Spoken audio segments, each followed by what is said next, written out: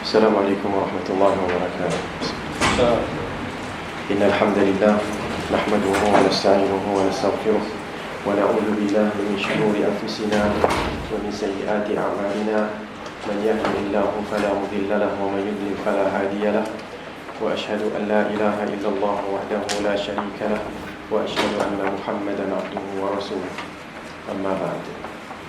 Fa inna asdaqal hadithi kitabullah wa khairal hadi hadi Muhammadin sallallahu alaihi wasallam wa syarrul umuri muhdatsatuha wa kullu muhdatsatin bid'ah wa kullu bid'atin dhalalah wa kullu dhalalatin finnar.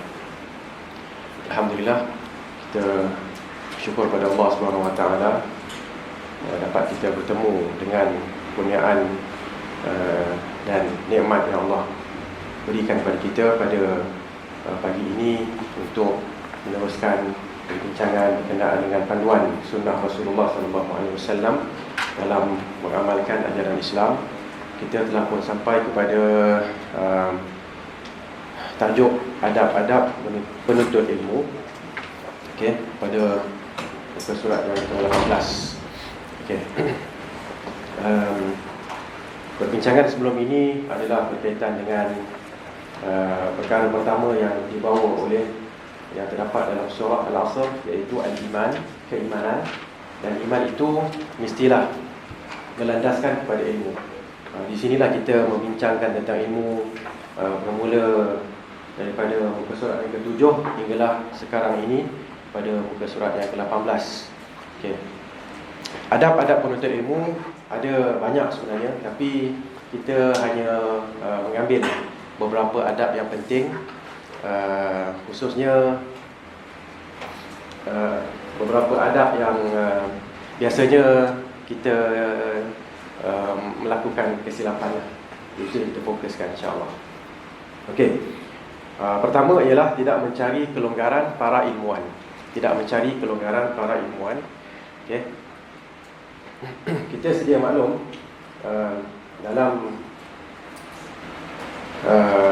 dalam Islam ini, bila kita melihat kepada para ulama yang menyampaikan ilmu mereka, kita sedia maklum bahawa ilmu mereka berbeza-beza dari sudut takhasus ataupun specialization, pengkhususan tu tak sama, kan? Dan juga dari sudut ketinggian ilmu pun tak sama juga.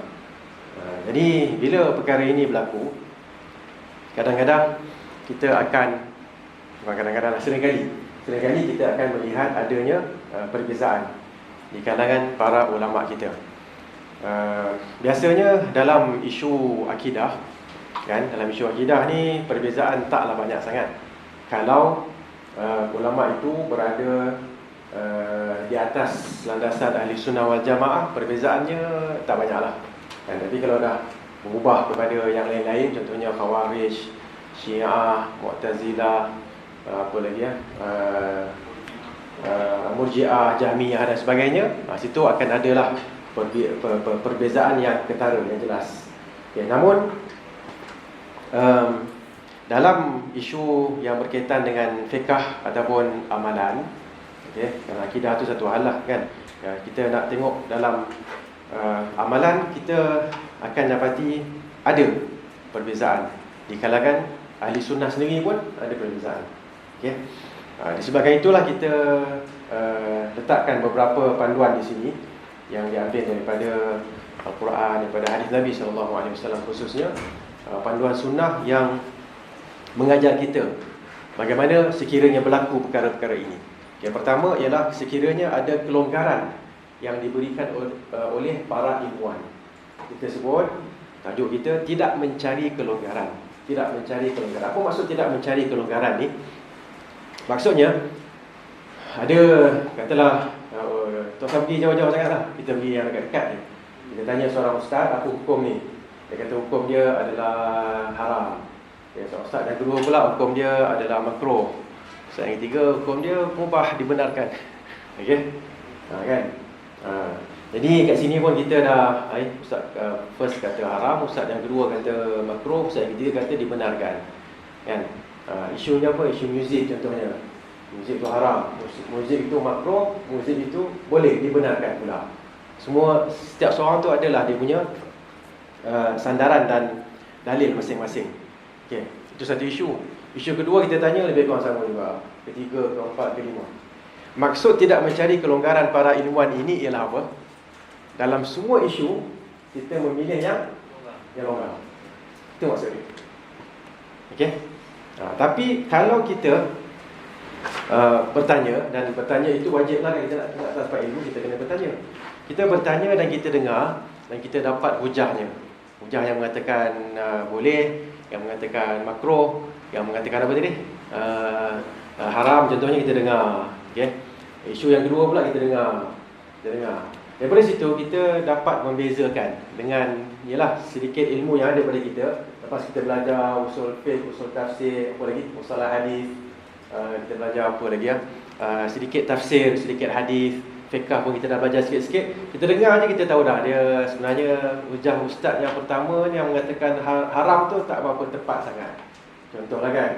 Kalau kita dah sampai ke tahap tu dan kita pun memilih, kita memilih pandangan berdasarkan kekuatan dalil, tak apa. Okey. Tapi isunya adalah senang je. Kita ambil satu kaedah yang mudah. Apa dia? Kalau ada khilaf ulama, kalau ada perselisihan ustaz dan ustazah ni, kita ambil yang paling longgar sekali. Okay? Beza tak dua tu? Beza kan? Nah, ini yang tidak dibenarkan. Ini yang tak dibenarkan. Kalau kita ambil mengikut pandangan, kita ambil satu pandangan mengikut hujahnya yang kuat, dan pandangan itu adalah pandangan yang longgar, tak apa.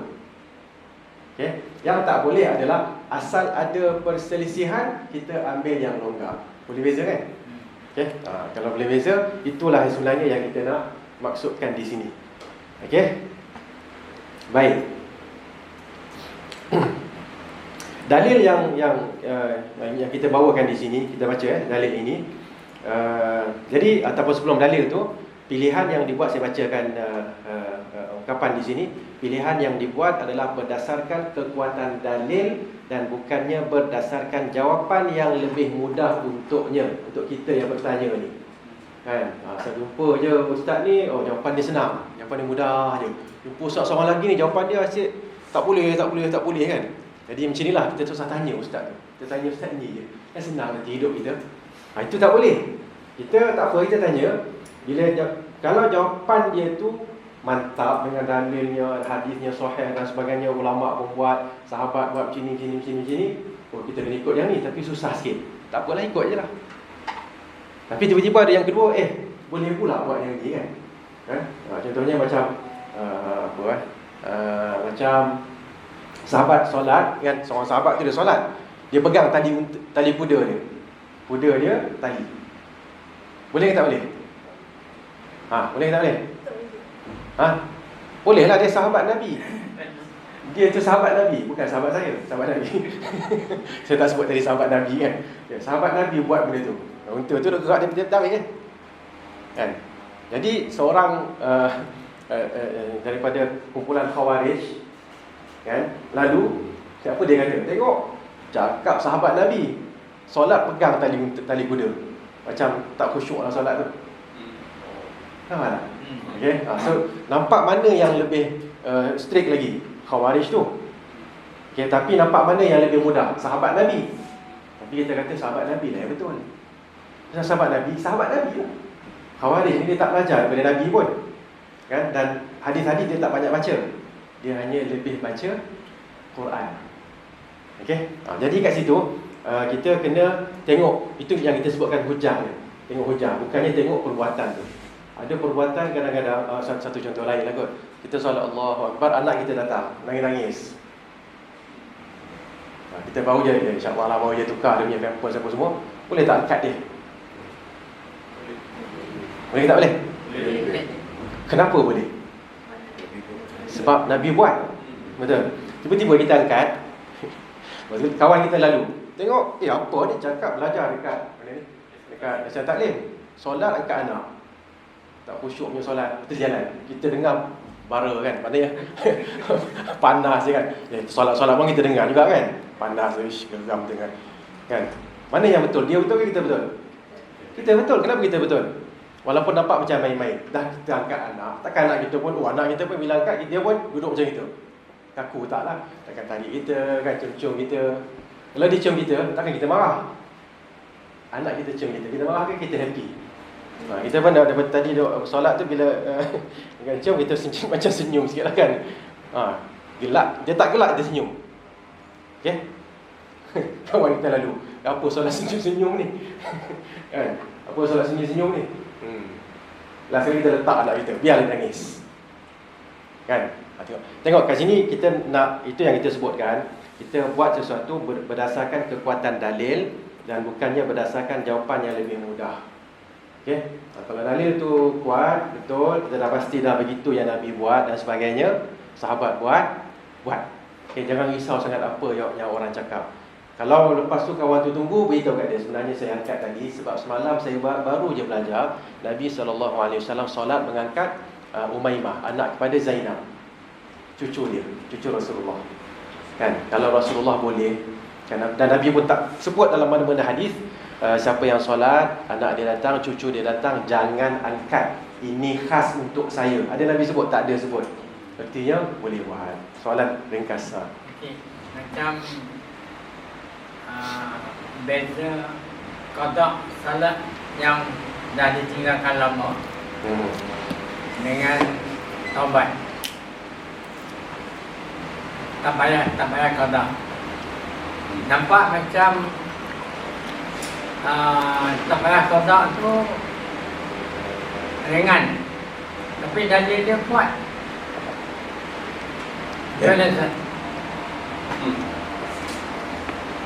Ini satu contoh lain lah. Segala solat yang ditinggalkan kena qada. Jawapan yang kedua, tak perlu qada. Okay? Kena taubat sahaja. Okay, kenapa? Satu, tak ada pun satu dalil yang mengatakan jawapan begitu daripada sahabat, apatah lagi daripada Nabi SAW. Okay. Yang kedua, solat ni satu benda yang tak boleh diganti sekiranya ditinggalkan secara sengaja. Kenapa? Kerana Nabi sebut man nama an salatin aw nasiyaha, sesiapa yang tertidur daripada satu solat ataupun terlupa, falyusalliha idza dzakaraha, hendaklah dia solat apabila dia ingat. So Nabi sebut ada dua keadaan je. Apa dia? Satu, lupa. Yang kedua, tidur. Dia dah tunggu waktu solat, tunggu tiba-tiba dia tidur. Bangun tu dah habis waktu dah terlepas. Ataupun dia tengah buat satu benda, tiba-tiba ada urusan, kan? Biasanya kemalangan lah kan, kemalangan ataupun mungkin bonus masuk besar sangat kan, sampai lupa kan. Sama ada benda yang menggembirakan ataupun benda yang menyedihkan, dua itulah yang menyebabkan lupa kan dah dapat bonus, dah keluarkan pergi dekat pula apa sini ada apa, ada shopping kompleks masuk kan. Lepas tu terlupa sebenarnya. Dia bukan sengaja terlupa. Boleh. Kalau sengaja dia tak boleh. Okey, baik. Itu contohlah. Tapi kita menghormati. Yang muka surat selepasnya tu, menghormati ulama. Okey, kita menghormati orang yang mengatakan kena qada, tak apalah, kita hormat. Kita jangan hentam dia sampai seolah-olah dia tu orang kafir, tak boleh. Kita menghormati pandangan dia. Okey. Baik, kita bacakan hadis ini. La yadkhulul jannata man kana fi qalbihi mithqalu dzarratin min kibr wa la yadkhulun nara, yakni man kana fi qalbihi mithqalu dzarratin min iman. Terjemahan dia, tidak akan memasuki syurga orang yang mempunyai sebesar atom kesombongan, dan tidak akan memasuki neraka orang yang mempunyai sebesar atom keimanan. Okey, faham hadis ni?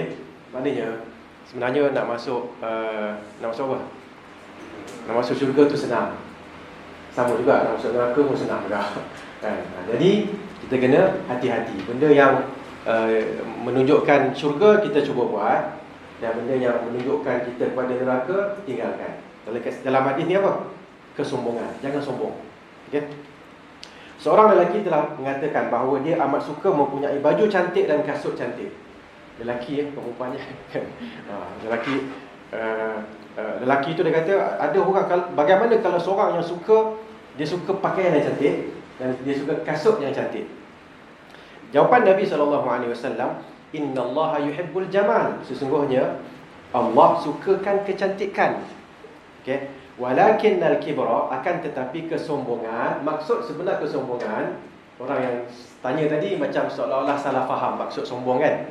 Okey. Sombong ni tak boleh pakai smart, tak boleh pakai Sega, tak boleh pakai kasut yang cantik-cantik, yang selesa. Tak boleh, kena pakai kasut yang tak selesa dan sebagainya kan. So, jadi Nabi SAW menjelaskan maksud kesombongan ialah man batara al-haqqa wa ghama sannas, ataupun wa ghama sannas. Okey.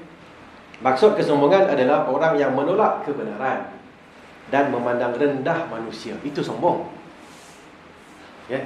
Pakai cantik, smart apa semua, tapi menerima kebenaran, tak sombong. Pakai dengan pakaian yang lusuh dan sebagainya, datang kebenaran tak nak terima, sombong.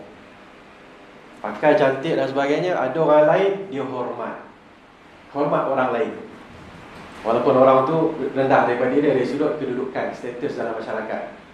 Itu bukan sombong.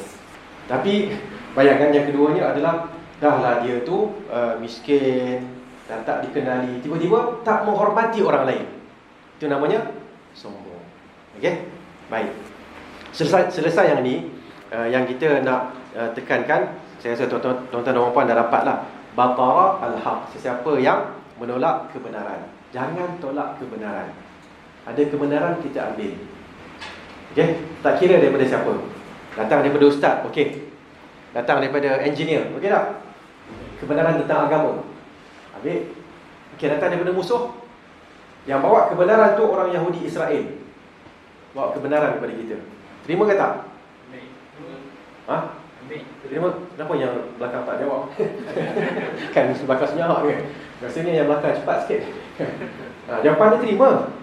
Kerana Nabi pernah terima daripada orang Yahudi. Kan? Orang Yahudi kata, saya telah mendapati dalam Taurat Allah menggenggam 7 petala langit dengan tangannya.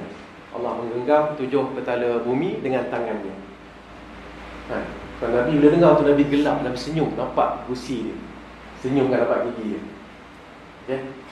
Dan Nabi pelik, kenapa orang Yahudi ni tahu benda tu tapi tak beriman, tak terima Islam. Okey. Baik, selesai bahagian yang pertama. Jangan cari kelonggaran, cari yang betul. Kalau yang betul tu longgar, okey, tak apa. Kan? Jangan asal kita nak dalam agama nak yang mudah, ustaz. Ambil yang mudah lah ustaz, yang semua yang mudah. Mudah je semua kan. Tak boleh. Ambil yang betul. Kalau mudah, kalau tak apa pun mudah, tak mudah lah dia. Okey? Contohnya Ramadan kan, nak puasa. Nak puasa kat Malaysia okey lah kan. Kalau puasa kat negara yang panas kan, sama masa dengan Malaysia, tapi panas. Dah susah lah. Ada negara-negara yang panjang-panjang hari dia tu macam mana, tu lagi lah kan. Dia tak tahu, ada mungkin tuan-tuan dan puan pernah pergi kot, saya dengar je lah. Antara buka puasa dengan sahur tu mungkin 3 jam 4 jam kot kan. Bayangkan macam mana. Kalau saya bulan puasa, saya akan pergi ke Malaysia, balik Malaysia. Okay. Baik, teruskan. B, adab yang kedua, tidak melaga-lagakan antara para ilmuwan. Okey. Sini poin yang utama adalah bila kita tanya, kita ikhlas. Kita tanya nak dapat jawapan untuk kita. Itulah ilmu. Itulah apa dia? Kewajipan dalam menuntut ilmu adalah raf'ul jahli, kan, mengangkat kejahilan daripada diri sendiri dan juga daripada orang lain. Itu tujuan utama. Okey. Jadi bila tanya, kita nakkan jawapan dan kita nakkan lepas itu cuba untuk mengamalkan. Okey. Jangan tujuan kita tanya tu kan, kita tahulah kan, kita tadi saya dah bagi satu pendahuluan, akan berlaku perselisihan pandangan di kalangan ustaz-ustaz, ulama-ulama kan. Jadi kita saja nak kacau dia orang, nak laga-lagakan dia orang. Ustaz, apa hukum ni? Hukum muzik ni pada saya haram. Tanya seorang lagi, mana ada haram? Dia makruh saja. Contoh lain, merokok kan. Merokok apa hukum dia? Haram. Seorang lagi kata makruh pula. Seorang lagi kata bagus, kalau sekiranya mendatangkan idea, kita dia akan menjadi apa? Menjadi bertukar hukumnya menjadi mustahab pula lah, contohnya kan. Sumber inspirasi. Sumber inspirasi kan. Okey, dan konspirasi kan. Okay. Jadi dengan itu, kita saja tanya, nak gaduh-gaduhkan. Kita tanya A, dapat jawapan kan. Kita cakap, tapi Ustaz A, Ustaz B cakap macam ni. Apa jadi pada ustaz ini? Dia akan mempertahankan jawapan dia. Boleh jadi macam tu. Okey. Keadaan yang kedua adalah dia kata tak apalah, itu pandangan dia, ini pandangan saya. Okey. Kalau dapat ustaz yang macam tu tak apa, dia saya tahu memang ada khilaf pun, memang ada perselisihan pandangan, dan itu pandangan dia, itu pandangan saya. Terpulanglah tuan nak ambil yang mana. Kalau soal yang first tu pula, dia tu mana tahu apa nak settle, saya belajar dengan dia, masa dia belajar dia tidur dulu. Kan dah bergaduh dah. Kan? Jadi benda tu jangan buat benda tu. Okey. Sebab apa? Sebab ustaz ni dia manusia. Bila kita lagakan, kadang-kadang boleh jadi dia berlaga. Boleh jadi dia tak berlaga. Okey? Kena ingat itu. So jangan bantu dia untuk bergaduh, kan? Baik. Kalau kita buat perkara tu, kita ni dah termasuk dalam hadis ni. Apa dia? Kita dah menyalahi hadis yang kita letakkan di sini, iaitu al-muslimu man salima al-muslimuna min lisanihi wa yadihi wal muhajiru man hajara ma nahallahu anhu. Orang muslim, siapa orang muslim ni? Sifat dia ialah yang terselamat, ialah orang yang terselamat, orang-orang muslim lain daripada lidahnya dan tangannya, daripada kerosakan lidahnya dan tangannya. Manakala orang muhajir ialah orang yang meninggalkan apa yang Allah Ta'ala larang. Muhajir ni yang berhijrah, kan, migrant yang berhijrah, kan. So kat sini kita nak pastikan bahawa kita tak menyalahi hadis ni. Nak jadi orang Islam, lisan kita kena, percakapan kita kena baik dan tidak merosakkan. Perbuatan kita pun tak merosakkan. Okey? So khususnya jangan merosakkan antara seorang ustaz dengan seorang ustaz lain, ustazah dengan ustazah, kan, mufti dengan mufti, kan. Kita dapat memang dah dua pandangan. Tengoklah kaji sikit, tengok mana dia punya dalil. Okay, pilih satu pandangan, selesai. Tak payah nak mengatakan mufti ni lebih hebat daripada mufti ni, ustaz ni lebih pandai daripada ustaz ni, ustazah itu lebih warak daripada. Tak payahlah tu. Kita ambil je, amal je. Okey. Yang ke C ataupun yang ketiga di sini, menghormati ulama. Menghormati ulama. Pertama sekali kita kena faham, ilmu membezakan antara ulama dan orang biasa. Okay. Kategori manusia ni ada banyak mana? Ada ulama dan ada orang biasa, kan? Ada lagi tak kategori lain? Ada, kan?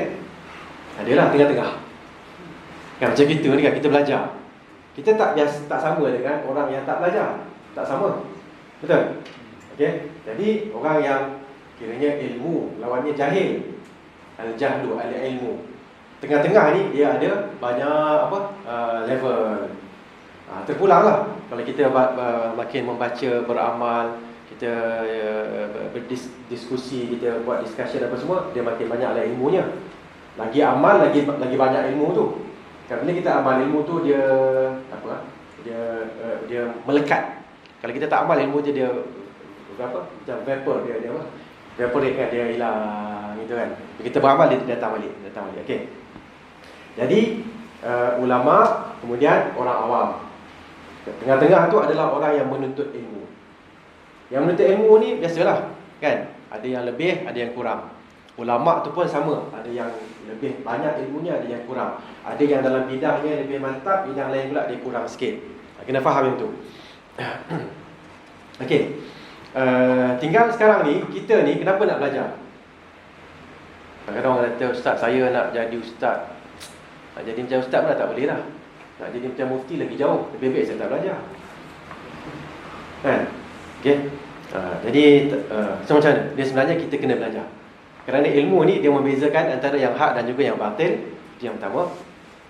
Dan Rasulullah SAW mengarahkan kita untuk menghormati para ulama. Okay. Dan tujuan hormat ulama ni adalah untuk menghormati ilmu, bukan menghormati bahasa Melayu kata apa? Batang tubuh dia. Faham, ya? Maknanya bukan ta'assub. Bukan ta'assub, kan? Asal mengaku saja dia tu keluarga Nabi, kan, dengan jalur emasnya, kan? Maka kita pun kan? Kita pun Kita pun hormat dia lebih daripada Nabi. Lebih daripada Nabi itu hormat dia. Kan? Mana yang ada hadis yang sahih kat sekian-sekian, kita kata tak, dia cakap lain. Cucu Nabi ni cakap lain. Dan ni Rasulullah cakap sendiri, tak terima pula, kan? Okey. Jadi dengan itu kita kena hormat ulama. Kita kena dapatkan ilmu sikit demi sedikit. Kita kena hormat ulama. Tapi jangan sampai ke tahap kalau ulama tu buat salah sekalipun, kita apa? Kita tetap macam apa? Taksub kepada dia. Taksub tak boleh. Taksub tak boleh, kan? Ini siapa ajar pada kita ni? Rasulullah ajar pada kita. Okey. Baik. Poin utama kita nak hormat ulama adalah supaya kita adalah untuk kita menghormati ilmu. Dalam perenggan yang kedua ni saya sebutkan orientalis. Siapa orientalis ni? Orientalis dia orang barat. Orang barat ataupun orang yang tidak Islam. Dia mempelajari ilmu timur, antaranya yang utama ilmu Islam. Okey. Tengoklah tujuan dia kadang-kadang berbeza-beza. Ada antara tujuannya adalah untuk nak menyerang balik. Dia belajar supaya dia boleh serang balik. Tapi tahap dia belajar macam mana? Saya diceritakanlah oleh guru-guru saya masa belajar dekat Madinah dulu. Orientalis ni syarat dia belajar first kali. Bila datangkan, okey, siapa nak belajar? Orang ambil petang semua belajar kan, okey. Berapa jam boleh bagi untuk belajar? Berapa jam sehari? Kita yang belajar dia dulu kata 5 jam. 5 jam okey lah, kan? 5 jam tu banyak tu. Kan? Sesi pagi kan 5 jam. Ada 8, 9, 10, 11, 12, 1. 5 jam lah. Okey, 5 jam tu kira okey lah. Ada yang kata okey 8 jam dia boleh. 8 jam boleh belajar kan? So, tak ada seorang pun yang sampai 20 jam, tak ada. Kan? Paling banyak rasanya 5, 10, paling banyak 15 kot kan. Kata kamu semua ni fail. Saringan pertama kamu semua akan dibuang oleh grup orientalis. Kenapa? Syarat nak jadi orientalis ni kena belajar 20 jam. Satu hari itu 20 jam. 4 jam je boleh rehat. Saya pun dengar tu tak macam dia tak ya ustaz ni kan. Macam kan. Okay? Tapi bila saya jumpa kawan-kawan yang belajar dengan siapa? Dr. Zakir Naik, hafizahullah. Dan lebih kurang macam itu sebenarnya. Masa yang dia orang diberikan tidur dalam 4 jam 5 jam ni. Selebihnya dia kena ingat semua benda ni, kan masa tu dia kena belajar betul-betul. Sebab tu dia boleh keluarkan apa surah apa semua. Kita tak belajar 20 jam kan. Kita tak sampai tahap tu. Jadi sebenarnya memang betul kalau buat cara tu kan, dan dia kena ada semangatnya, memang jadi. Okey. So apa pun itu orientalis. Tak beriman, kafir, belajar hadis Nabi kan sampai boleh buat apa dia panggil lah, indeks hadis Nabi, al-mu'jam al-mufahras li alfaz al-hadis. Mu'jam dia pun indeks kot. Indeks lafaz hadis. Berapa kitab? 6 kitab. 6 kitab hadis. Bukhari, Muslim lah semua tu. Kan dia boleh buat indeks. Dia tak beriman tapi dia boleh buat indeks. Kan? Tapi dengan bantuan seorang ulama lah kan, Syekh Muhammad Fuad Abdul Baqi. Tak apalah. Yang pentingnya sampai tahap tu dia orang belajar. Dan belajar pula sampai boleh menjadi syekh dalam qiraat. Kita bacaan Quran kita satu kan. Wadduha lah. Ini wadduha wadduhinya kan. Wal mu'minun kan.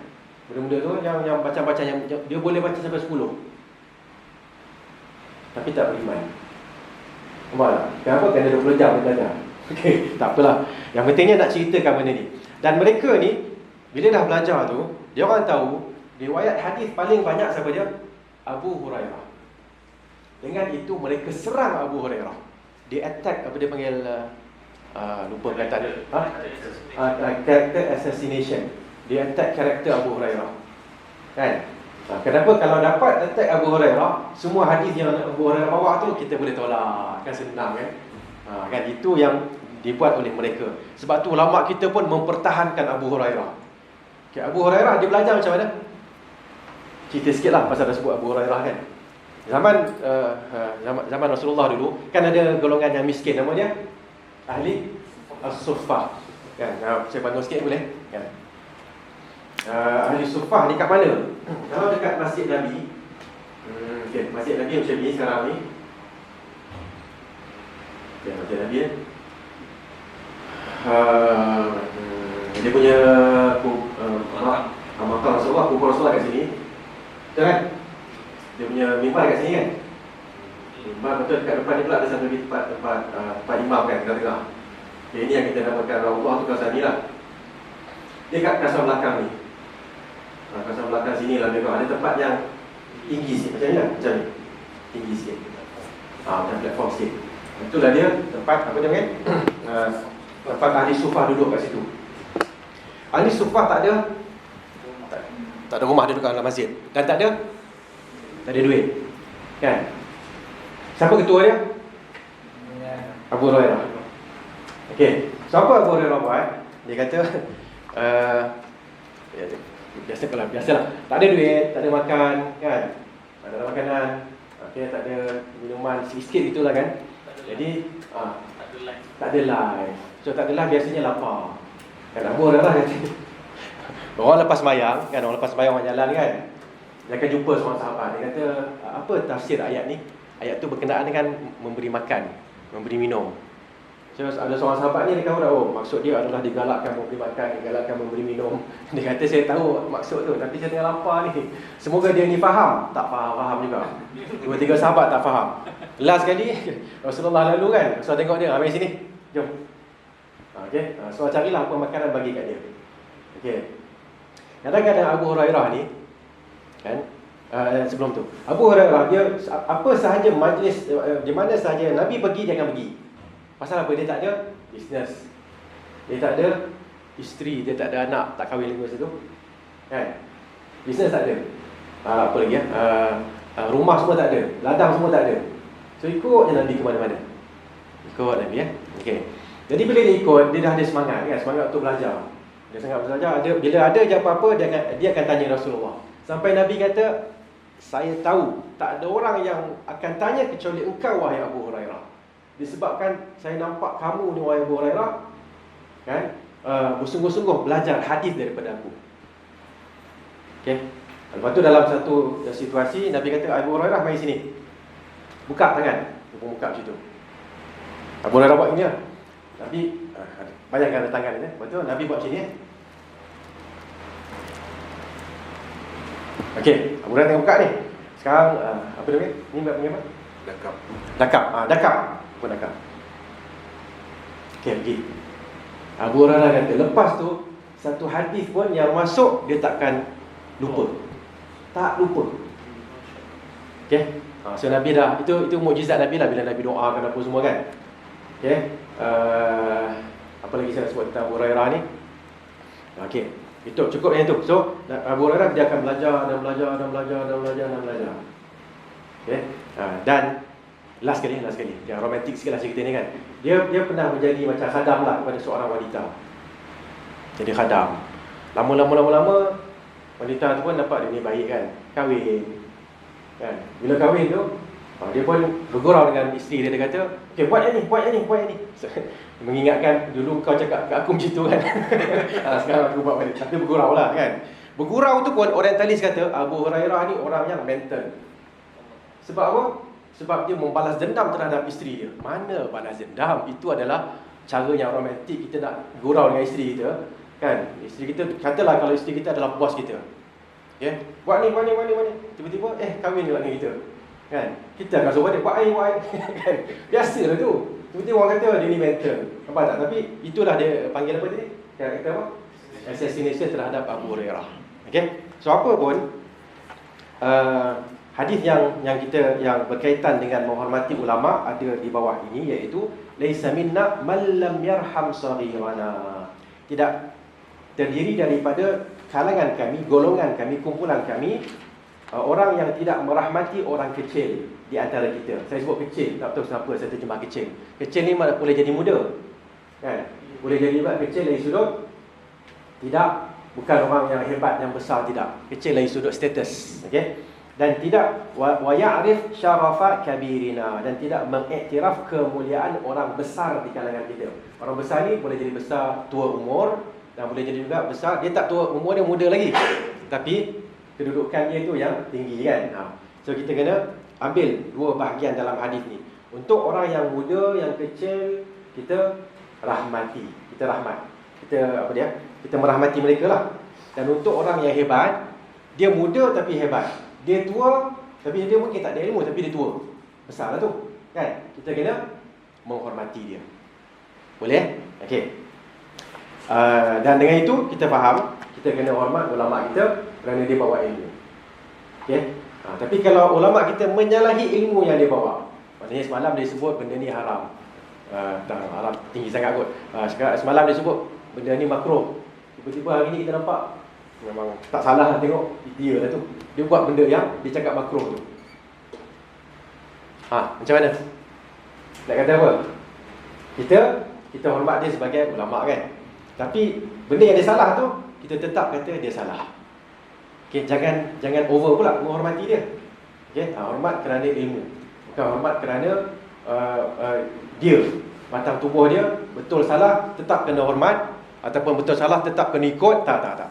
Hormat tu hormat kerana yang lain yang ada banyak lagi benda betul, yang salah tu kita tolak. Boleh itu kaedah yang utama kat sini. Baik. Mempertahankan ulama dengan alasan-alasan yang berbentuk sangka baik. Macam tadi lah, ini contoh tu dah awal kan. Maknanya ulama buat salah, nak buat apa? Nak still taksub pada dia, ataupun nak silakan, nak taksub pada dia ataupun nak tolak dia langsung. Kan? Mana satu? Baca kat sini. Para ulama ni manusia biasa. Itu yang pertama. Kadang-kadang bila jadi ustaz ni, orang anggap kita macam malaikat. Betul tak? Ustazah kan tak boleh buat salah. Tak, manusia ni dia buat salah, tetap akan buat salah. Okey? Dan ada banyak contoh yang ulama kita banyak buat salah. Ada je, bukan tak ada, banyak. Itu yang dinamakan khilaf tadi tu. Kan, khilaf sentuh lagi perempuan batal ke tak batal. Kan, apa lagi lah, macam apa lagi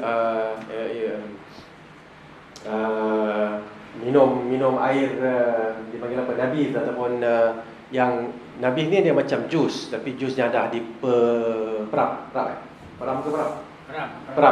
Peram. Dia dah diperam. Okey. Kalau minum sikit-sikit tak apa. Kalau minum banyak ni dia akan jadi high kan. Dia akan banyaklah ilmu keluar. Kan? Okey. Seolah-olah macam mabuk sikit. Ada kebanyakan ulama mengharamkan benda tu. Tapi ada seorang ulama yang hebat, nama dia Waqi', guru pada Imam Syafi'i sendiri, kan? Dia menghalalkan benda tu. Lalu dia dikritik dalam bidang tu, dalam fatwa dia.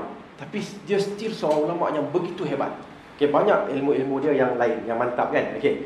Jadi kalau ada kesilapan berlaku, apa kita kena buat? Okey. Kita kena mempertahankan ulama kita. Okey, dengan alasan-alasan yang berbentuk baik sangka. Kan? Antara alasan yang baik sangka ni apa dia? Dia mahir dalam bidang hadis.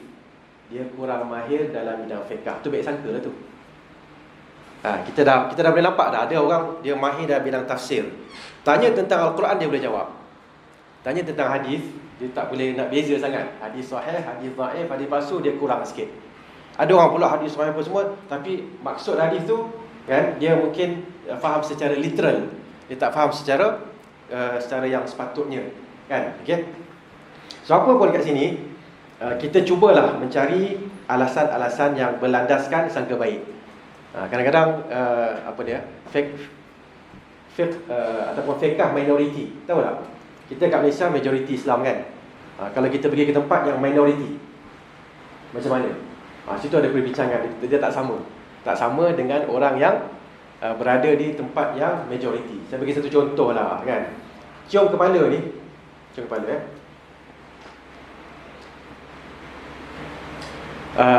Kalau ikut dalam apa dia panggil, kita lain sikit lah. Kita Melayu ni lain sikit daripada orang Arab. Kalau kita salam mak bapak kita, siapa yang cium kepala?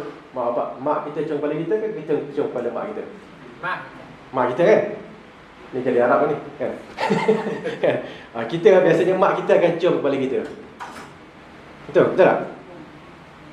Betul kan? Biasanya gitu. Arab dia terbalik. Dia anak tu akan cium kepala bapak atau kepala mak. Okey. Dan ini saya rasa memang daripada zaman sahabat lagi. Okey. Ada satu contoh. Umar bin Al-Khattab dia perang sampai ke saya lupa lah kat mana, Rom ke ataupun Parsi tak ingatlah. Tapi bila perang tu dia punya komander dia kan dah masuk ke satu tempat, ditahan, kena tangkap. Terpayang kena tangkap. Okey. Lepas tu bila nak negotiation ni, nak bernegosiasi, nak bincang-bincang ni, Kan yang datang tu seorang sahabat, saya pun lupa nama dia, tapi dia seorang yang hebat dalam dalam berbincang. Kan pihak musuh ni dia tengok, dia kata kamu ni orang yang hebat. Kamu ni mesti orang yang hebat. Okay. Aku akan lepaskan kawan-kawan kamu ni sekiranya kamu kucuk kepada aku. Siapa masuk cium kepala? Hormat. Okay. Jadi kalau kamu cium kepala aku, kan, aku akan lepaskan. Maknanya seolah-olah menghormati aku lah, kan. Waktu dia tanya, betul? Betul. Dia bangun, dia pergi, dia cium kepala maharaja ataupun raja tu lah. Lalu mereka pun dibebaskan. Kalau ikutkan menghormati orang kafir, tak betul lah, kan. Tapi bila balik sampai ke Umar pelik, macam mana kau boleh lepaskan semua ni? Macam mana kamu dapat melepaskan tawanan-tawanan ni? Dia kata masa jumpa dengan ketua musuh sana, dia kata kalau saya kucuk kepala dia, kan, lepas semua. Habis apa kau buat? Soalan tu macam menakutkan, kan. Umar bila tanya, apa kau buat? Saya kucuklah kepala dia. Kan? Kerana nak melepaskan. Kan? Jadi jawapan Umar, kan, semoga engkau mendapat keberkatan dan apa semua. Sekarang ni siapa yang ada kat sini kena kucuk kepala dia ni. Tak? Kerana itu dah dia dah masuk dalam, kalau biasa-biasa tak boleh. Kita dalam keadaan aman, kita pergi kucuk kepala orang kafir, kan, yang ketua-ketua ni, tak ada keperluan. Kan, seolah-olah kita menghormati mereka, tak boleh. Biasa-biasa cukup lah. Kan, berkhabar apa semua tak apa. Kucuk kepala dia buat apa? Kan? Tapi dalam keadaan yang tadi, dalam keadaan minoriti ataupun dalam keadaan tertekan, dalam keadaan peperangan ke apa, dibenarkan. Okey? Baik. Satu contoh ni macam mana? Sedih juga contoh ni sebenarnya. Tapi tak apalah. Contoh ni dia jauh sikit daripada perbincangan kita. Tapi nak menunjukkan bagaimana kalau kita kenal seseorang, kita akan mempertahankan dia. Okey? Kita baca. Kisah apa ni? Kisah Ka'ab bin Malik. Ka'ab bin Malik, dia ada 4 nama, Makkah, Murrah, Ka'ab, Hilal. Makkah, Murrah, Ka'ab dengan Hilal. Mereka ini dalam peperangan Tabuk, mereka tak masuk dalam tentera. Okey? Dan kita kena tahu, yang tak pergi perang ni hanya orang munafik sahaja. Kat Mekah, Madinah ni semua orang munafik tinggal, kecuali 3 orang yang Islam. Siapa dia? Murrah, Ka'ab, Hilal. Okey, Ka'ab, Murrah ni dia macam tua sikit, kan. Hilal pun macam sakit sikit. Ka'ab ni seorang yang sihat, muda dan sihat. Okey, tengok, kita baca sikit. Kisah dia panjang, tapi ... Dan Rasulullah sallallahu alaihi wasallam, walam yadhkurni Rasulullah sallallahu alaihi wasallam hatta balagha Tabuk. Dan Rasulullah sallallahu alaihi wasallam tidak menyebut tentang aku sehingga baginda sampai ke Tabuk. Kan, Tabuk ni kat bahagian utara, saya rasa beberapa jam lah kalau naik kereta pun. Kan, kalau naik unta pun semua lagilah mungkin beberapa hari lah. Okey. Apa soalan Rasulullah? Faqala wa huwa jalisun fil qaum bi Tabuk, ma fa'ala Ka'ab. Okey, masa dia tengah duduk-duduk ni, dia teringat kawan dia. Siapa dia? Sahabat dia, Ka'ab. Dia duduk, dia pun kata, apakah yang dibuat oleh Ka'ab? Apa jadi pada Ka'ab ni? Seolah-olah gitulah. Apa jadi pada Ka'ab ni? Mana Ka'ab, kan? Seolah-olah gitu, tanya, kan? Okey. Seorang lelaki dari Bani Salimah ataupun Bani Salamah menjawab. Tengok jawapan ni. Jawapan ni memang kira kalau orang tu ada depan-depan gaduh lah, kan, kiranya begitulah, kan. Ya Rasulullah, habasahu burdah wa nadharuhu fi atfih. Wahai Rasulullah, pakaiannya telah menghalang dia keluar. Dia asyik tengok baju dia. Tengok baju dia, lalu dia terhalang daripada keluar nak perang. Okay. Lalu Mu'adz bin Jabal seorang sahabat lain yang memang tersohor, yang hebat juga. Dia kata apa? Ini mengajar kita, kalau ada orang cakap tak baik tentang kawan kita yang kita kenal, kita kena defend dia, kena pertahankan dia. Faqala Mu'adz bin Jabal, bi'sa ma qulta. Mu'adz bin Jabal kata, amat keji apa yang kau katakan itu. Apa yang kau cakap tu tak betul, salah, jahat. Ungkapan yang jahat. Okey. Lepas tu, wallahi ya Rasulullah, demi Allah wahai Rasulullah, ma alimna alaihi illa khaira. Kan? Kami tidak kenal dia kecuali benda-benda yang kami tak tahu tentang dia kecuali benda-benda yang baik sahaja. Okey. Fasakata Rasulullah. Dengan itu Nabi pun senyap kembali. Okay, bila Nabi senyap artinya apa? Takrir. Takrir apa? Maksudnya Nabi memperakukan. Nabi approve, satu approval daripada Nabi SAW. Okey. Daripada kisah ni kita faham, kisah ni kalau baca kan sampai habis menangis. Memang menangis. Kan saya dah ingat pun nak nangis ni. Tapi tak apa, saya tak keluar kisah semua sekali. Yang pentingnya Ka'ab ini seorang yang memang terkenal dengan imannya, dengan Islamnya. Tapi bila dia nak perang tu, kan, nak perang ke Tabuk tu dia macam taswif, dia apa? Dia melewat-lewatkan. Tak apalah, esok aku keluar. Sampai tak sempat dah. Alamak, tak sempat dah. Okey, dan dia pun mengatakan, tengok kanan nampak orang munafik. Kiri nampak orang munafik. Alamak kan, aku dah terjebak dah. Okey. Kan ke dia pergi kemudian? Dia tak pergi. Ka'ab tak pergi. 3 orang dia tak pergi. Okey. Tak apalah. Yang kita nak faham kat sini, bila ditanya, kan, dia dapat salah kan? Dia terjebak duduk dengan geng-geng munafik. Kan? Kecuali 2 orang lagi sahabat, kan? Bila ditanya tentang dia, ada yang condemn dia. Tapi tengok, Mu'adz bin Jabal pertahankan dia. Kenapa? Kerana kita kenal dia ni, wahai Rasulullah. Bukan kita tak kenal dia. Kan? Cukup itu. Dia orang yang baik. Fahamlah, maknanya kalau dia ni orang baik, maksudnya apa yang dia buat itu adalah satu kesilapan. Kalau satu kesilapan di depan berapa 1,000, 2,000, 3,000, 10,000 kebaikan, takkanlah nampak sangat benda tu. Sepatutnya tak nampak lah.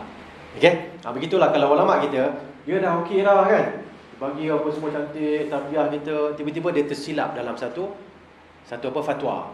Takkan dengan itu dia ni ulama su, dia ni ulama jahat. Tak boleh gitu. Okey? Faham Baik. Dengan itu kita pergi kepada bab yang kedua. Bab yang pertama dah selesai, iaitu yang berkenaan dengan iman, yang kita kaitkan dengan ilmu. Yang kedua, kita nak pergi kepada petunjuk sunnah Nabi SAW dalam beramal. Okey. Sebelum kita teruskan, kita nak tahu dulu apakah kedudukan amalan yang soleh. Okey. Apakah kedudukan amalan yang soleh? Okey. Kita bacakan yang ini saja sedikit. Bahawa iman di sisi ahli sunnah wal jamaah merangkumi amal soleh. Kan? Bila sebut iman, dia seorang yang beriman. Tiba-tiba dia kata, iman saya dalam hati saya sahaja. Saya mengumpat ni, jangan kira kerana iman saya dalam hati. Saya buat jahat ni, saya maki hamun apa semua ni, itu jangan kira, jangan tengok yang tu ustaz. Hati saya bersih ustaz. Cakap dia tu maki hamun. Kan? Cakap maki hamun, kita dengar pun panasnya. Dia tak maki kita pun, maki orang lain. Kan? Dengar pun dah, kalau maki kita tu tak tahu apa jadi dah, pengsan tu kan. Kita dengar pun, panas. Tapi bila dia tengok kita, kata ustaz, saya memang macam ni ustaz. Saya punya mulut ni lancang. Laser kan. Mulut saya memang laser ustaz. Tapi hati saya baik ustaz. Macam mana? Kita beritahu kat dia iman. Saya orang beriman ustaz, hati saya baik. Iman saya adalah hati saya. Ini nama dia Murji'ah. Murji'ah ni dia dah menyalahi ahli sunnah. Murji'ah mengeluarkan iman, menafikan iman daripada menafikan amalan daripada definisi iman. Saya bangun sekejap lah, boleh? Kan?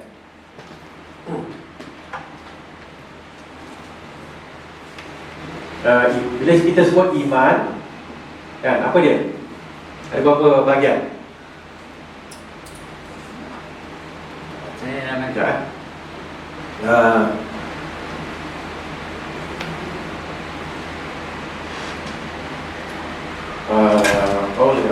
boleh? Qaul dengan amal. Iman ni biasanya ahli sunnah akan kata iman adalah qaul. Qaul itu percakapan. Amal pula adalah amalan lah. Okey. Qaul ini pula dia bagi pada dua. Qaul, qalb.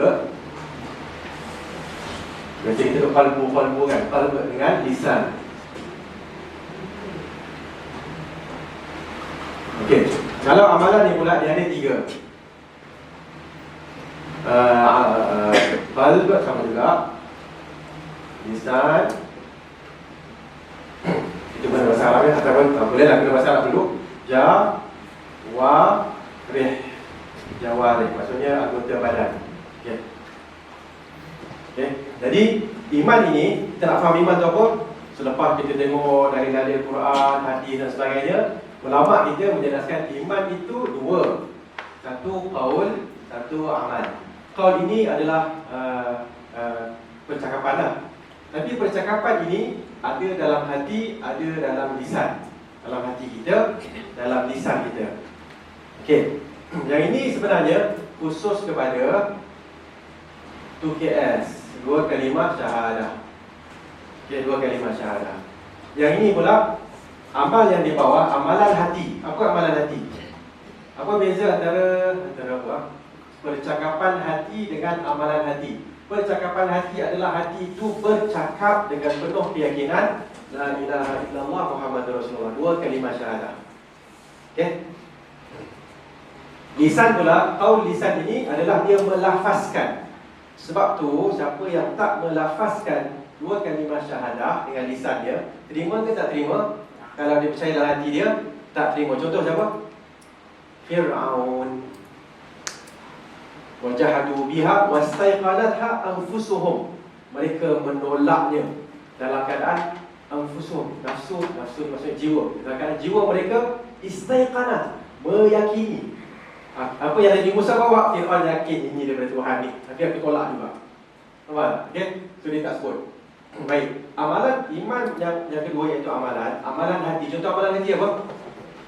Cinta, benci. Ya ke benci? Benci pun amalan hati. Memanglah, nampak benda tak baik, benci. Kan? Okey. Amalan lisan.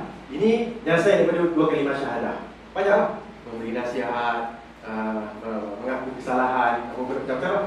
Dan jawarih anggota badan yang lain-lain. Tulis ni kan, tulis ni ada cakap tak? Yang contoh tulis sekarang ni, cakap tak cakap, tak cakap pun, tapi tangan bertulis, tangan menulis kan. Dia termasuk kat sini. Kalau ada orang tiba-tiba dia kata apa tiba-tiba dia kata, Ustaz, saya ni Ustaz, hati saya. Ustaz jangan tengok luaran saya Ustaz. Kan, hati saya percaya Ustaz, dua kalimah syahadah. Dan saya tak, memang saya melafazkan. Okey lah, yang ini selesai lah, tapi kat sini dia masalah. Okey, tapi Ustaz, kan, kalau saya maki hamun apa semua ni, jangan kira itu Ustaz. Kan, saya, yang pentingnya hati saya tu okey. Hati saya okey. Amalan saya tu ialah, kan, kalau tak ada pun tak apa, contohlah kan. Kadang-kadang dia keluar cakap macam tu kan, kita nak macam nak jawab ni kan. Dia dah seolah-olah kat sini dia dah menafikan yang ni. Salah tadi. Dia kena ada dua-dua je, satu dan dua. Okey. Dua-dua kena ada Baik. Orang yang menolak ni, kumpulan yang menolak ni namanya Murji'ah. Golongan Murji'ah yang mengatakan amalan tak ada dalam iman. Yang ada dalam iman adalah ni, qaul, iaitu apa? Kepercayaan. Kita bila beriman ni kita sama je dengan Jibril. Jawab cakap lah.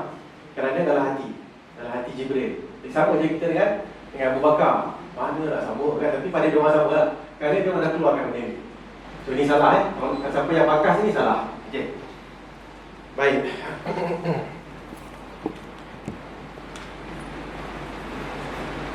Okey. Dengan itu kita faham peringkat manusia di akhirat nanti adalah berdasarkan kepada peringkat apa? Peringkat amalan solehnya di dunia. Kan? Sebab tu ada hadis kata siapa yang baca naiklah baca Quran kan, naiklah sehingga ayat terakhir yang kamu baca di dunia. Kan? Okey. Baik, kita cuba masuk satu ataupun dua kat sini. Sekejap lagi 5 minit. Sekejap lagi hadis tu 5 minit. 7. Okey. Kita masuk kepada petunjuk sunnah dalam melaksanakan amalan yang soleh. Antaranya, pertama, mulakan dengan yang terpenting, kemudian yang penting dan seterusnya. Bila nak beramal, mulakan dengan amalan yang paling penting. Okey. Apa yang paling penting? Amalan yang fardu. Yang fardu, yang wajib. Okey.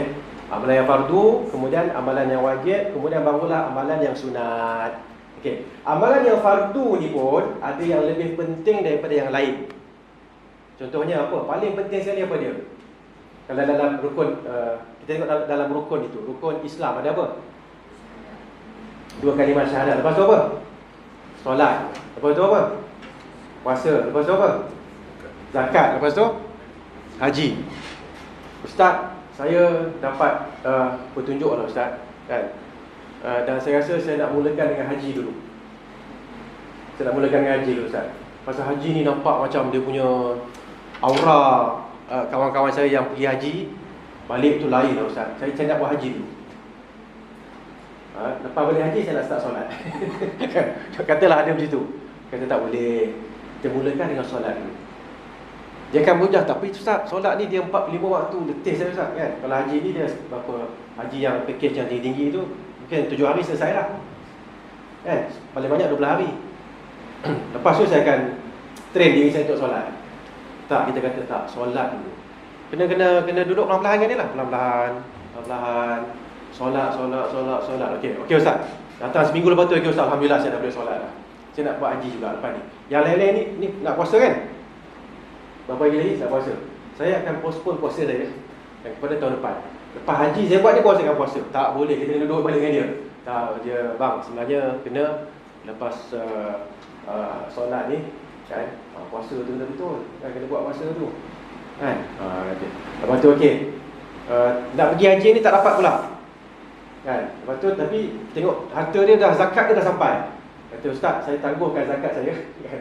Saya nak buat lepas haji tahun depan. Duduklah dengan dia.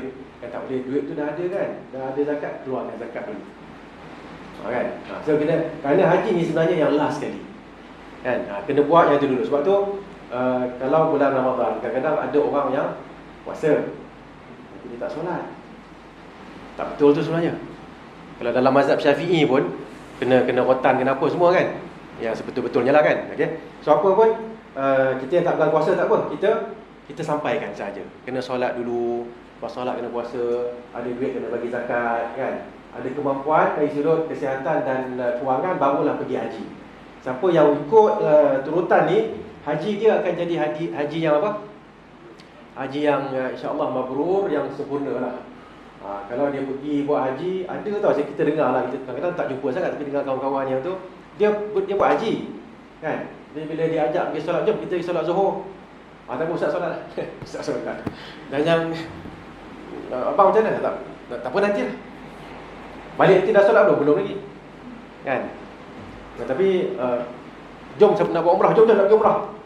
Umrah nak pergi, kan? Sebelum pergi haji pun nak pergi umrah, tapi solat dia tak apa nak sangat. Okay? So itu mungkin antara contoh lah. Kita kena mulakan dengan yang paling penting sekali. Yang paling penting sekali, kemudian yang second level, third level dan sebagainya. Okay? Dari sudut umum, first kali yang Allah nak daripada kita adalah yang fardu. Yang fardu ni, bahasa lain untuk fardu adalah wajib lah, kan? Okay? Yang mesti buat, setiap seorang kena buat, itu namanya fardu. Okay? Ada sikit lah khilaf di kalangan ulama' masuk fardu dengan wajib, tapi tak apa, itu tak kisah sangat. Fardu wajib ni lebih kurang, iaitu setiap orang kena buat. Okay? Contohnya, mengajar kan?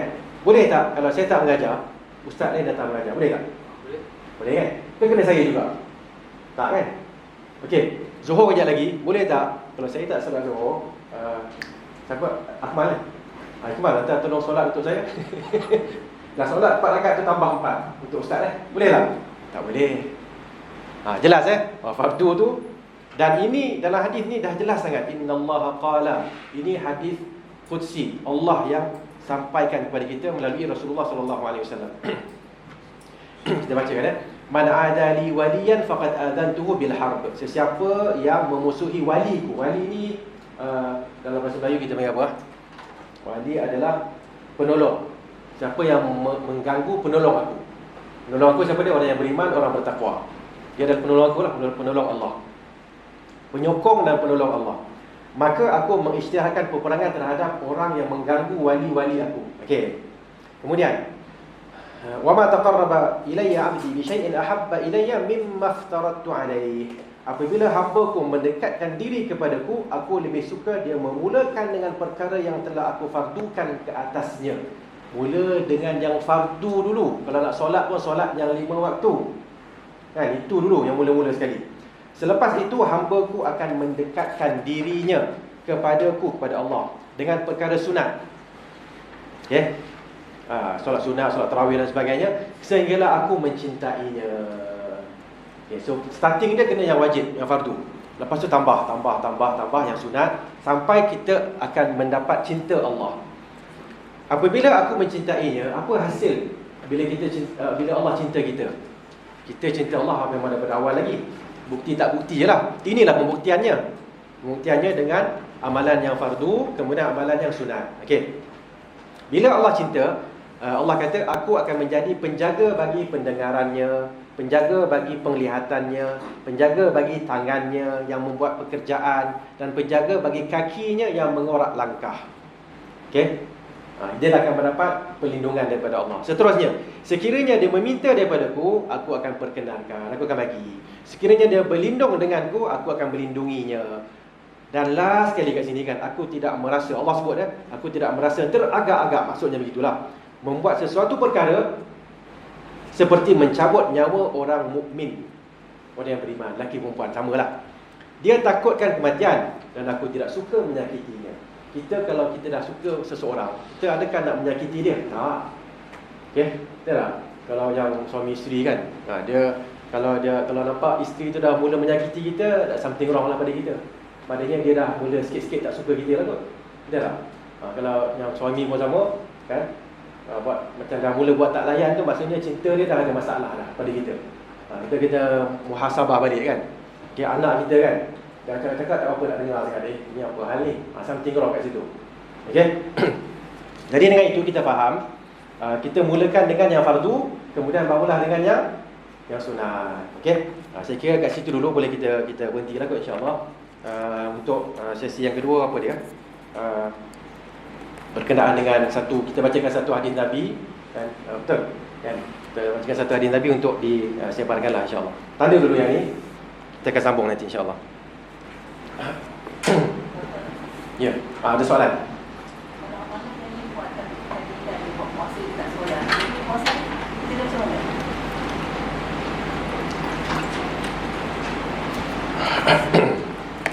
Orang yang solat, orang yang tinggalkan solat, dia ada dua keadaan. Keadaan pertama, dia tinggalkan solat, mengatakan solat itu tak wajib. Solat tak wajib.